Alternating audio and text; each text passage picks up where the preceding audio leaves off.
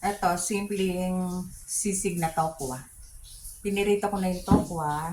Lagyan lang natin ng sili tsaka sibuyas. Lagyan natin ng kalamansi. Konting toyo. At mayonnaise.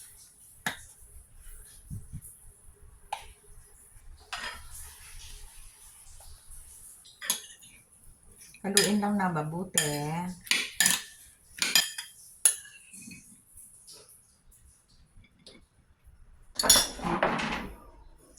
Ilagay natin yung itlog sa ibabaw.